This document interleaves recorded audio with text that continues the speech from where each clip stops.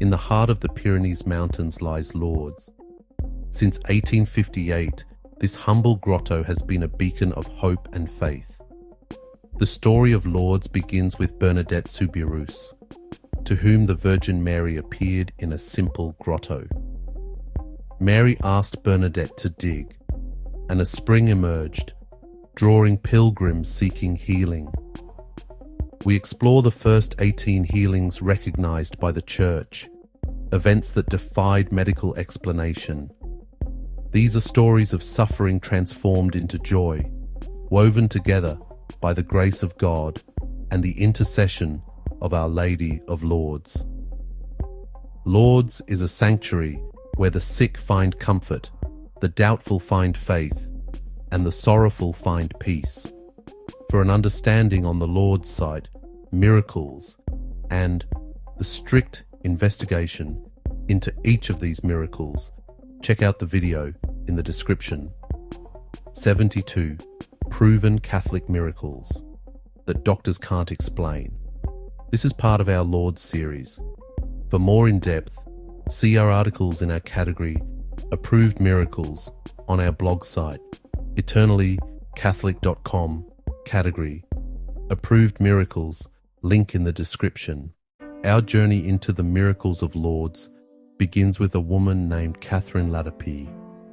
For 16 long months, her life had been defined by paralysis. An accident had left her right hand completely disabled, her fingers drawn back and immobile, rendering her unable to perform even the simplest tasks. As a mother with a child on the way, her situation was one of profound difficulty and daily struggle.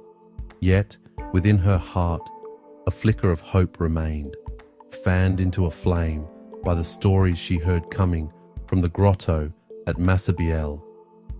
She felt a deep spiritual calling, an unshakable conviction that she must go to this place where heaven had touched the earth. In the early morning hours of March 1st, 1858, guided by this powerful inner pull, Catherine set out on foot for the grotto. This was an act of pure, unadulterated faith. She was in the final stages of her pregnancy, and the journey itself was a significant physical challenge. But her spirit was stronger than her body's limitations. She was not seeking merely a physical cure. She was responding to a call from the Blessed Mother, a personal invitation to come and receive a grace that was waiting for her. Her pilgrimage was a prayer in motion, every step a testament to her belief that God, through the intercession of Mary, could do the impossible. Upon reaching the grotto, Catherine found the small nascent spring that Bernadette had uncovered. There was no grand basin yet, just a small pool of muddy water. Without hesitation, she knelt down and plunged her paralyzed hand into the cool spring. In that very instant, something extraordinary occurred. She felt a sensation she hadn't felt in over a year, a gentleness, a release, a flow of life returning to her limb. As she withdrew her hand from the water, her fingers, once clenched and useless, straightened out. They became supple, flexible, and fully restored to their normal function. The paralysis that had bound her for 16 months was gone in a moment. The miracle was immediate, complete, and permanent. Just hours after her healing, Catherine gave birth to a healthy son, a child who would later become a priest, his life a continuing testament to the miracle that preceded his birth. Her case was among the very first to be rigorously investigated by the Church. Doctors confirmed the prior paralysis and could offer no scientific explanation for its instantaneous and total disappearance. On January 18th, 1862, the Church officially declared Catherine Latapie's healing a miracle, the first of many to be recognized, forever cementing her story as the foundational testimony to the healing power of Lourdes. Imagine a world of shadows. For Louis Bouriette, a quarry accident left him blind in one eye for 2 decades. Doctors considered the injury irreversible. Whispers of the miraculous spring at Lourdes sparked hope. Louis approached the grotto, requesting water from the spring. He soaked a cloth in the water and gently applied it to his blind eye. Instantly, Louis could see. The world rushed back into focus with stunning clarity. The medical community, including the skeptical Dr. Dozos, was astonished. He confirmed the eye, once medically blind, now functioned perfectly. In 1862, it was declared the second recognized miracle of Lourdes. In the quiet corners of our lives, the universe sometimes whispers a message of hope. Bernadette Cazenave suffered from chronic purulent conjunctivitis, which clouded her vision for years. Yet within her soul, a tiny ember of belief refused to be extinguished, guiding her toward a divine encounter. She sought the sacred spring in Lourdes, a place touched by the grace of the Blessed Mother. She bathed her afflicted eyes with the cool, clear water, an offering of her pain and her trust to God. Instantly, the years of pain and clouded vision vanished. The healing was immediate and undeniable. The Church recognized this event as a true miracle, a sign of God's compassionate love. Bernadette Cazenave's story reminds us that even in our darkest moments, the light of faith can lead us to healing. Illnesses can creep into the body, draining life from a person. For Henri Bosquet, it was a severe tuberculosis infection. Doctors offered little hope against the disease.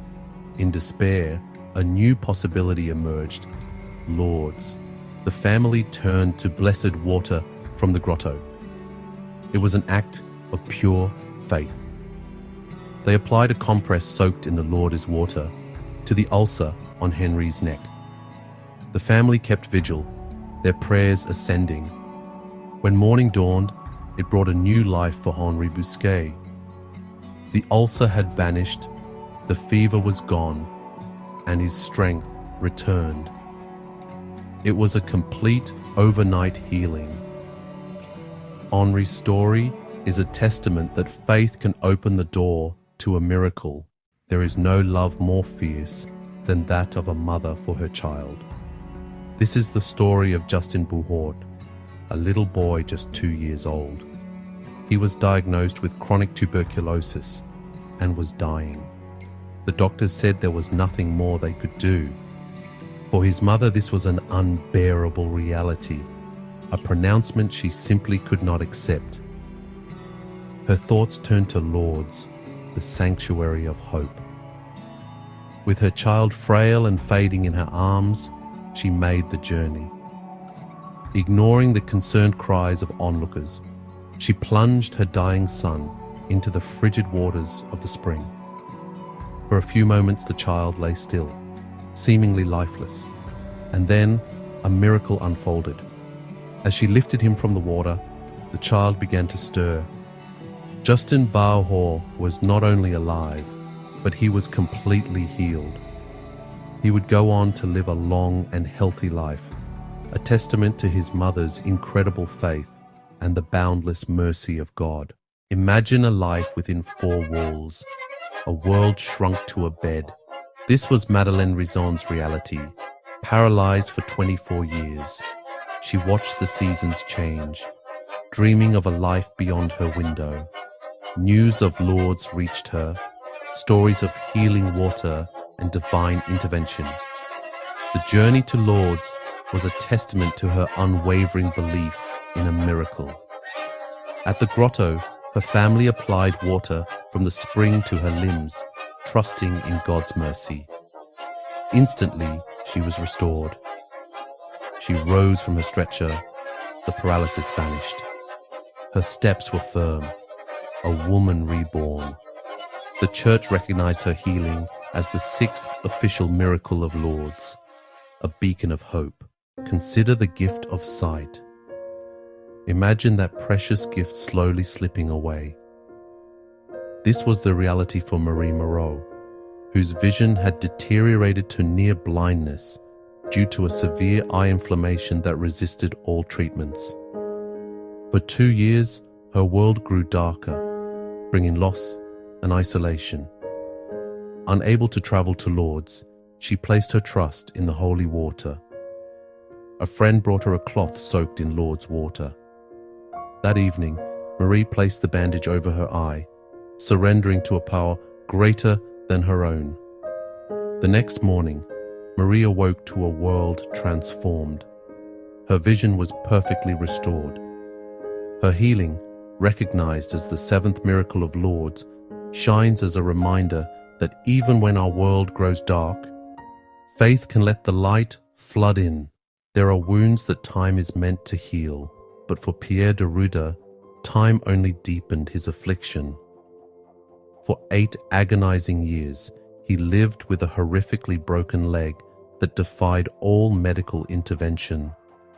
A fallen tree had crushed his leg, leaving a gaping wound and bones that refused to mend. Pierre's faith, however, was as strong as his bones were broken. He harbored a deep devotion to Our Lady of Lourdes. He learned of a replica of the Lourdes grotto in Ustake, Belgium. This was a chance to bring his suffering to the feet of the one he believed could heal him. On April 7, 1875, Pierre arrived at the grotto. As he knelt before the statue of Our Lady, he felt a sudden, inexplicable jolt. Casting aside his crutches, he rose to his feet and began to walk with a firm, steady gait. The 2 broken bones were now perfectly fused together.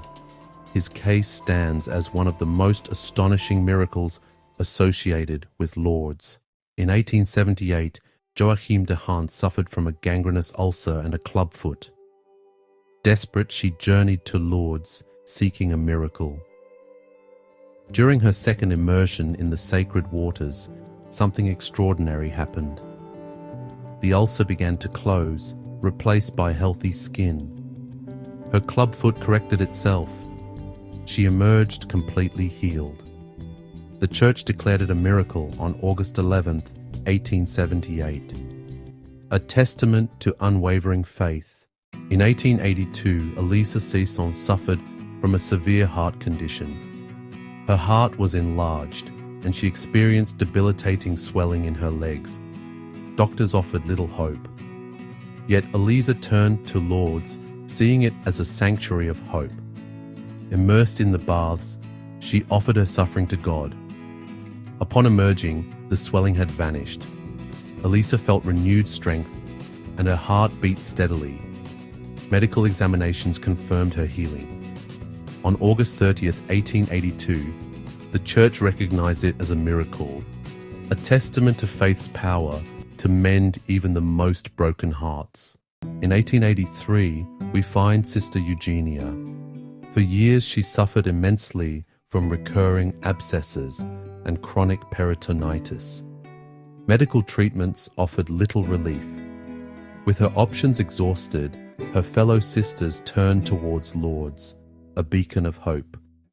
She made the arduous journey and was carried to the baths, praying for deliverance. As she was lowered into the healing waters, she placed her trust in God. She felt a profound change, an instantaneous transformation. The years of pain vanished, the inflammation subsided, and the abscesses healed instantly. She emerged renewed. Medical examinations found no trace of her former illnesses. On August 21, 1883, her cure was declared a miracle. In a convent, a life dedicated to God was fading. Sister Julienne, consumed by tuberculosis, was nearing the end of her long battle. Doctors offered their final verdict, terminal. Her fellow sisters watched her decline, praying for a miracle. They turned to Lourdes, a place of profound hope. Sister Julienne was brought to the baths and immersed in the healing waters. What happened next defied explanation. The moment the water touched her, she felt a surge of life. The tuberculosis vanished. She was whole, a living miracle.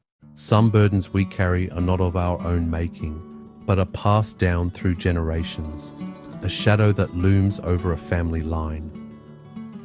Such was the case for Sister Josephine Marie.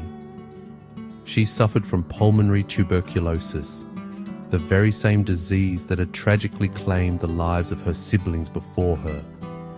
It was a hereditary cross, a grim inheritance that seemed to dictate a fatalistic and predetermined path. Her own health had deteriorated to a critical point. The doctors saw the familiar, tragic pattern unfolding once more and declared her condition to be terminal. Hope, from a medical standpoint, was a luxury that no longer existed for her. Her life within the convent was one of prayer and contemplation, but it was also marked by constant physical suffering. Every labored breath was a reminder of her family's history and her own seemingly inescapable fate. Yet, in the heart of Sister Josephine Marie, a different kind of inheritance flourished, a deep and abiding faith. She believed that the narrative of her life was not solely written by genetics or disease, but by the hand of a loving Creator. It was this profound belief that turned her gaze, the prayers of her community, toward the healing promise of Lourdes. They resolved to seek a miracle, to appeal to a higher court than that of medical science. The pilgrimage was an act of communal faith. Her fellow sisters supported her, their prayers a constant source of strength as she made the arduous journey. When she finally arrived at the sacred grotto, she was weak, her body a fragile vessel on the brink of collapse. As she was gently lowered into the waters of the spring, it was a moment of profound trust and surrender. She wasn't just bathing her ailing body, she was immersing her entire being, her fears, her pain, and her hope for a future free from the shadow of her past, into the embrace of the divine, asking for a grace she knew she could not earn, but only receive. The response to her prayer was swift and miraculous. As she emerged from the bath, the symptoms that had plagued her, the cough, the weakness, the ever-present spectre of death, began to vanish. It wasn't a slow, gradual improvement that could be attributed to rest or a change of scenery. It was a rapid, inexplicable, and complete cessation of the disease. The terminal, hereditary tuberculosis that had defined her family's sorrow and her own suffering was gone. Her healing was a powerful declaration that faith can rewrite our stories, breaking chains that stretch back through generations and offering a new beginning, a life restored and redeemed. Imagine a pain so deep, it feels as though your very bones are betraying you. This was the world of Amélie Chagnon. She was afflicted with tuberculous arthritis, a devastating condition that had settled in her knee and foot. This wasn't merely a case of joint pain. It was a destructive process. The disease was literally eating away at her bones, causing what doctors termed osseous destruction. Her joints were not just inflamed, they were disintegrating. Walking was an excruciating ordeal, and the future promised only further decay, increasing pain, and the complete loss of mobility. For Amélie, every day was a battle against the slow, relentless ruin of her own body. The medical prognosis was bleak, offering little more than pain management and the acceptance of a permanently crippled state. The destruction to her bone and cartilage was considered irreversible by the medical science of her time. But Amélie held on to a different kind of hope, one that wasn't found in a doctor's office or a textbook. Her hope was anchored in a deep and personal faith, a belief that a healing power existed that could mend what was broken, even at the skeletal level. Her spirit, though housed in a body racked with pain, was unyielding. It was this spiritual resilience that led her on a pilgrimage to Lourdes, a journey for a miracle. Carried by others, she arrived at the sacred grotto, her heart filled with desperate hope and humble prayer. The journey itself must have been an agony, every movement a fresh wave of pain. As she was brought to the baths, she placed her trust not in the water itself, but in the divine grace that it symbolized. She immersed herself, offering her broken body and her unwavering faith to God. It was an act of complete surrender, a plea for intervention where all human help had failed. She asked not just for relief from pain, but for restoration, for the impossible rebuilding of what had been destroyed. The answer to her prayer was nothing short of astonishing. Upon her immersion, a miraculous healing began. The tuberculous arthritis that had been systematically destroying her joints was halted and reversed. The damaged bones and cartilage began to mend in a way that defied all biological and medical understanding. She emerged from her time at Lourdes not just with reduced pain, but with her joints fully functional once more. The bones that had been decaying were made whole. Amélie Chagnon, who had arrived as a cripple facing a lifetime of disability, walked away healed, a living testament to a power that can rebuild us from the very bones up. In the tapestry of divine grace, each thread represents a soul reaching out in hope. Clémentine Trouvé's story is woven with the pain of physical suffering and unwavering faith. For years, she was held captive by a debilitating bone disease. Yet within Clementine's heart was a deep trust in a higher power. She heard the whispers of Lourdes, tales of a sacred grotto and healing waters. Her journey to Lourdes in 1891 was an act of complete surrender. Immersed in the healing waters, it was a moment of profound communion. This act of faith was the turning point, where human hope met divine intervention. Clémentine Trouvé was a testament to the enduring power of belief, a place where faith itself becomes the most powerful medicine of all. Sometimes miracles occur when all earthly hope seems lost. This was the reality for Marie Lebranchu. Ravaged by tuberculosis and declared terminal, her journey to Lourdes in 1892 seemed futile. Carried to the grotto, she was a shadow of her former self.